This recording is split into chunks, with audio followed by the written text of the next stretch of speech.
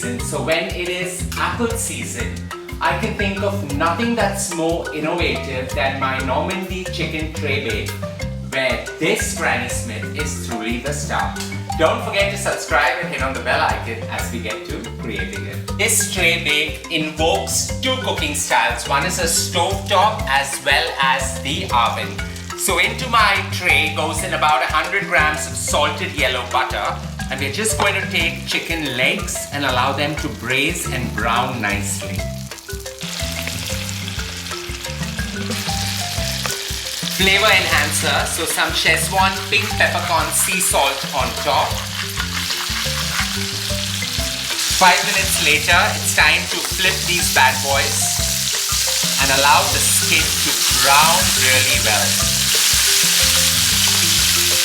We're just going to lift these out, nestle it on a plate, and then get to deglazing the pan.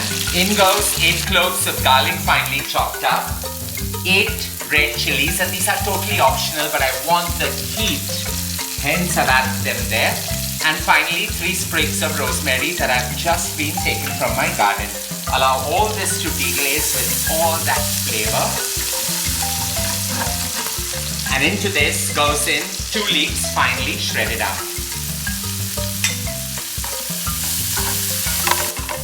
As the leeks saute, it's time to now cut these GrannySmith, and I'm just going to quarter them up and cut them into half, large chunks, so that the flavor just subtly enhances the chicken.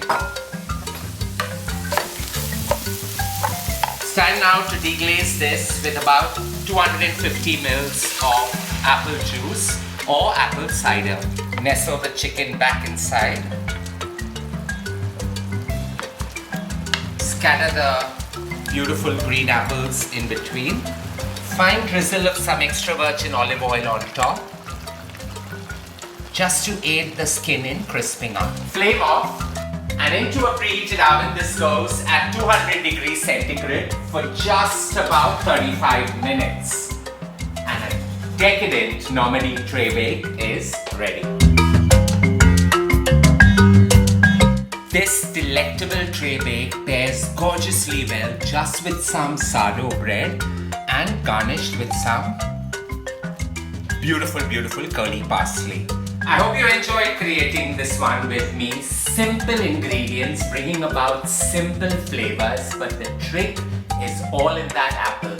Don't forget to share loads of love by hitting on the like button.